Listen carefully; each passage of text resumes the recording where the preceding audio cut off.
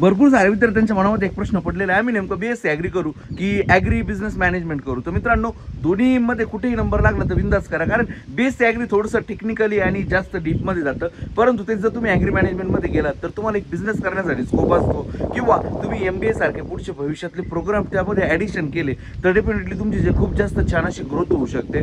परंतु याच्यामध्ये मी तुम्हाला एक सिंपल सांगेल मित्रांनो, ज्याच्यामध्ये कर्तबगारी करण्याची ताकद आहे ना, त्याची दोघांपैकी कोणताही कोर्स करा, त्याला नक्की फ्युचर आहे. BSc ॲग्री मॅनेजमेंट जर तुम्ही करताय, किंवा जर तुम्ही BSc ॲग्री करताय आणि जर एखादा विद्यार्थी मॅनेजमेंट करतोय, तर BSc ॲग्री नंतर डेफिनेटली भरपूर सारे विद्यार्थी गव्हर्नमेंटकडे जाण्याचा विचार करत असतात. परंतु तेच जर एखाद्या विद्यार्थ्याने ॲग्री मॅनेजमेंट केली तर तोही UPSC ला जाऊ शकतो, पण सायमल्टेनियसली तो विद्यार्थी हा एखादा बिझनेस स्टार्ट करू शकतो. आज गव्हर्नमेंट इतक्या भारी भारी स्कीम आहे, जसं की फार्मा प्रोड्युसर कंपनी आहे, जसं की या फार्मा प्रोड्युसर कंपनीच्या अंतर्गत स्मार्ट सारखे प्रोजेक्ट आहे, भरपूर भयंकर असे प्रोजेक्ट आहे जे ॲग्रो टुरिझम सारख्या प्रोजेक्टला तर 70% सबसिडी आहे, परंतु आपल्याला ह्या गोष्टी कोणी सांगत नाहीये. सो अशा खूप साऱ्या अपॉर्च्युनिटीज आहेत ज्या तुम्ही ती BSc ॲग्री नंतरही करू शकता आणि ॲग्री मॅनेजमेंटही नंतर करू शकता. सो उद्याचं भविष्य या भारताला कृषी प्रदान करण्यासाठी सगळेजण प्रयत्न करत आहे. सो इस गंगा में हात धोना चाहिए ऐसाही मी बोलूंगा.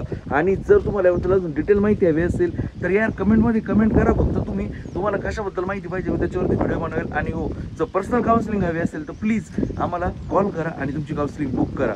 धन्यवाद.